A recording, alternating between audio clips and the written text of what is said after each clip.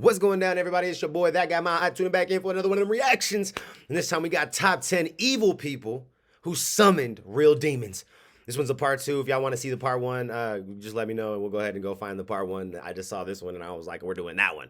It had a cool thumbnail and everything. But let's go ahead and hit that full screen. Let's go ahead and jump right into this, man. Let go. From Ouija boards to deals with the devil, we've got a spooky one today. From Ouija boards to deals with the devil, huh? Well, we know anyone who's playing with Ouija boards is dumb, so we can get that out the way. They dumb. They deserved everything that came to them. Okay, you play with a Ouija board, you're stupid. I'm just throwing it out there. If any of y'all out there, I'm sorry, I don't mean to offend you, but I'm calling a spade. Okay, let's go. Part 2 of the top 10 evil people who summoned real demons. Starting off in our number 10 spot, we have Theophilus of Adana. Okay, so to start off this list today, we are taking it a little bit back, all the way to 538 AD. Theophilus of Adana was a cleric in the Roman Catholic Church. So basically, one day he was elected to become the new bishop, but he ended up denying the offer, as it is said that he wanted a more priestly sort of position instead of one with all of that power and responsibility. It is said that he wanted the position of archdeacon, which would have seen him controlling where the donation money went. So apparently, in passing on this bishop position, he thought that if he gave this bishop position to his rival, then his rival should at least be grateful enough to give him the position he wanted. But of course, that did not happen. The new bishop gave away the seat that Theo wanted and instead gave him the position of being a humble cleric. This made Theo super angry, and this is when he thought that maybe the church isn't as holy as he once thought they were. This is when he decided to summon the help of Satan. He ended up signing a contract with Satan in his own blood. He denounced Jesus and the Virgin Mary, and it is said that with the help of Satan, he was once again voted into the bishop position, and this time So this motherfucker did some old ghostwriter ass shit and was like, fuck it, I'm about to just make a deal with the devil. You didn't want to do, all right, motherfucker, play these games with me again. Okay. Accepted. Okay. At this point in time, it is said that he felt so guilty he confessed to this deal with the devil, and the priest who he confessed to decided that they should burn the blood-signed contract. For a second, Theo looked up, but then suddenly he collapsed and died. Many people believe that it was because he had broken his contract with Satan. In our number 9 spot today, we have Woken Up. This story comes from someone named Justin, and one night Justin and some friends decided to try their hand at contacting the spirit world through a Ouija board. They began to ask questions, but instead of the planchette moving to certain letters, it began to move to all 4 corners of the board, making a sort of X before it just started to go in circles. Justin and his friends decided to call it a night with the board, but not too long after this day, Justin decided to try again with a different friend. The planchette began to move in strange patterns again, but this time Justin said it felt like some sort of hex. Later that night, as he was sleeping, he all of a sudden out of nowhere felt some sort of forceful hand grab his arm, which of course jolted him awake. Once awake, he couldn't see anyone or anything around him, and everyone in his house was peacefully asleep. In our number 8 spot today, we have ALEISTER CROWLEY. This man is quite well known for being the leader of an occult group, and this really does stem back even into his childhood. It is said that quite early on, ALEISTER started calling himself the Beast and the Antichrist, and he is even quoted as saying that God and Satan fought over his soul. In one of his books, he wrote, quote, "I was in the death struggle with self. God and Satan fought for my soul those 3 long hours. God conquered. Now I have only one doubt left. Which of the twain was God?" Many people believe that perhaps he made a deal with Satan, but it is possible that these are just rumblings based on ALEISTER's teachings and beliefs. In our number 7 spot today, we have The Basement. Sounds like some creepy, this story comes from someone named Vince, and it has to do with the time he played with a Ouija board. He didn't really expect much to happen and was just sort of going along with it, but during the time using the board, the lights began to flicker and the air around Vince and his friends got quite cold. This is when they knew that something more serious was going on. The demon began to communicate with them through the board, and it told them its name, which Vince says seemed like a sort of Russian name. When they asked how the dark spirit got there, they explained that they had been killed. Vince explains that he and his friends took a break from the board, but they didn't remember to close the circle before they left, which, if you're not familiar with Ouija boards, is a huge mistake. Once they all returned back... And this is why people shouldn't be doing shit that they don't know nothing about. We got 99 problems and a ghost ain't one. You want to know why? Because we ain't doing dumb shit like that. We got enough problems in real life to be trying to have problems in the afterlife. I'm just saying. You're dumb. the basement where they left the board, they could feel the heavy energy in the room, and they came to find that everything was in complete disarray. Books were thrown about, things were sprawled on the floor, but the only thing that hadn't been touched was the board, which still sat perfectly still in the center of the room, just how they had left it. Victor ends his story by saying, quote, "Upon looking at a mirror that we had nearby, the eye of the Ouija board was moving sporadically in its reflection." In our number 6 spot today, we have the text. Wow. Okay, so this story isn't like others on this list, and it's one of the strangest I've ever heard. So basically, this person who was, on a dating app receives a text message one day from one of the guys that they were talking to that says, quote, "I've been thinking about summoning Satan to impress you." Okay, personally, I would run the other way, but turns out these... Bro, that's your pickup line?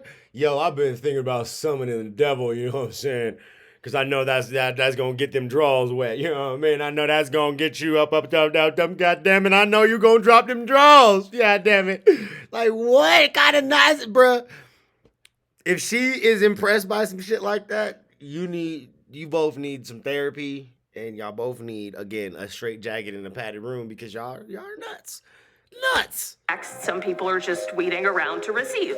When they followed up the text, the person said again, quote, "No, I'm not kidding. Unless I told you when I was drunk, I legitimately sold my soul to him in January 2013. Turns out this guy really meant it. Of course, this person needed to know more, and as it turns out, they got the full story.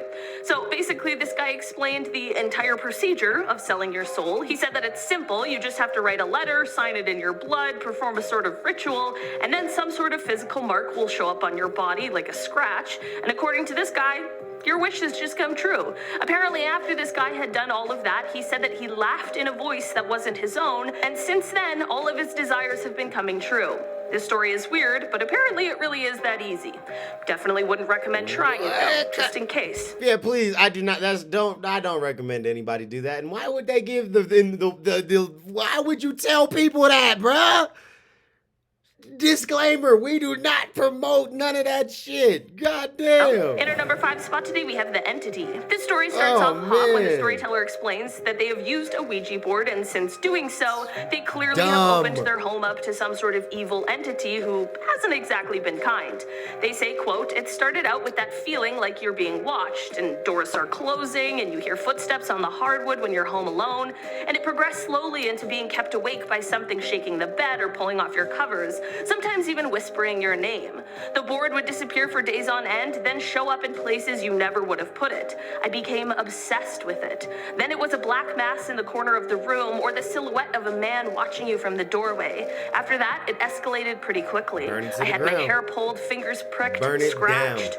They go on to explain that sometimes while they're trying to sleep, they find themselves unable to move and can feel the entity whispering in their ear in what they say is Latin. They explained that they have since had their house blessed and are hoping that this keeps the demon at bay. In our number 4 spot today, we have Jack Parsons. Jack was a man who was born just a few years prior to the Wright brothers flying the first airplane, and being born at a time like that had him growing up dreaming of and reading sci-fi novels about rocket ships taking people to space.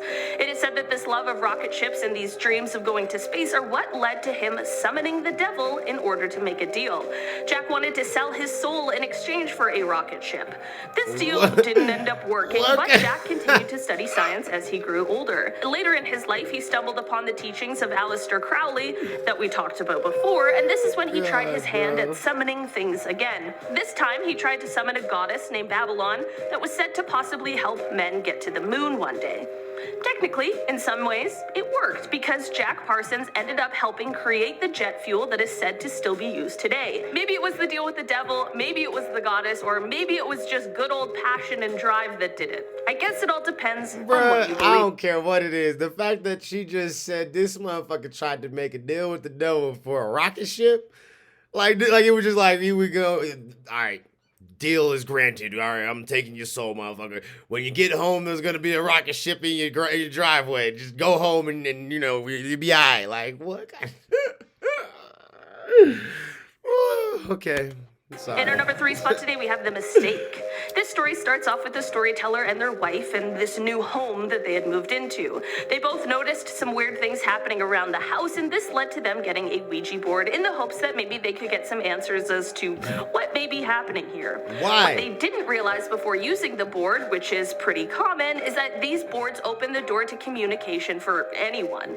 Anything lurking on the other end can answer the call, and sometimes it's not the spirit you're hoping for. While using the board, they ended up contacting some sort of entity that didn't give them very clear answers, and things were feeling kind of vague.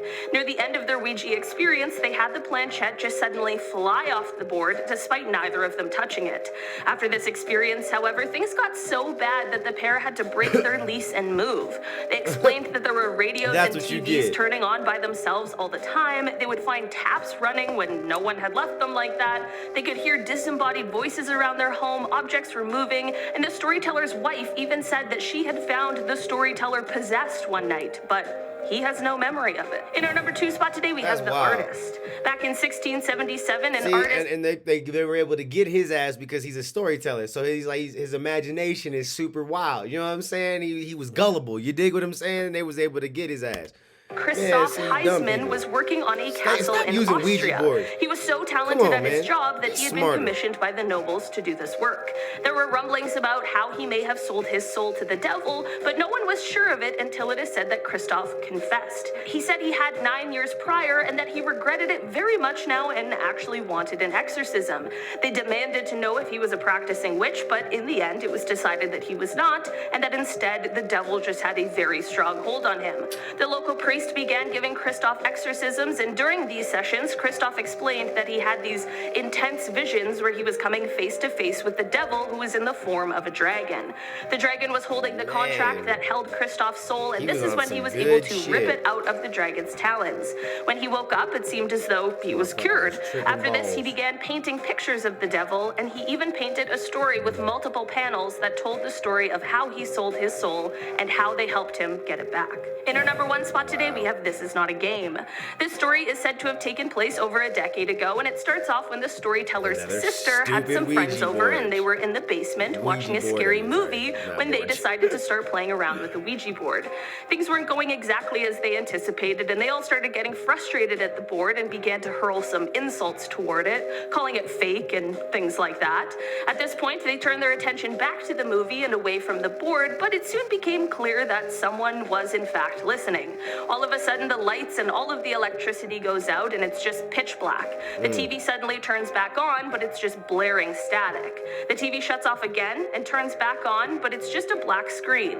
Suddenly, words appear on the screen that reads, "This is not a game anymore." They all ran out of the house as quickly as they could, and that was definitely the last time any of them touched a Ouija board. Yeah, I bet it was. It's exactly clear who or what they summoned, but whatever it was, it certainly was not playing around. Yeah, it said, you think this shit's a game? Thanks so much for checking it out. I've been your host today, Olivia Kozlowski, and I'll see you next time. Bye. Yeah. That's wild, bro. Anyways, people are dumb. Don't play with Ouija boards. I feel like all of us watching this are smart enough to know better, you know, so I know it doesn't apply to any of us, but anybody out there playing with Ouija boards, you're an idiot. Just simple as that. Anyways, man, I'll catch y'all on the next one. Y'all let me know what y'all favorite little part was, or, you know, who the dumbest was. You know, who was the dumbest? I think it was definitely number 1. Do those people insulting that goddamn, you know, unforeseen forces and shit. Like, come on, man. Come on, man. I got 99 problems and a ghost ain't one. You dig? I'll catch y'all later. Peace.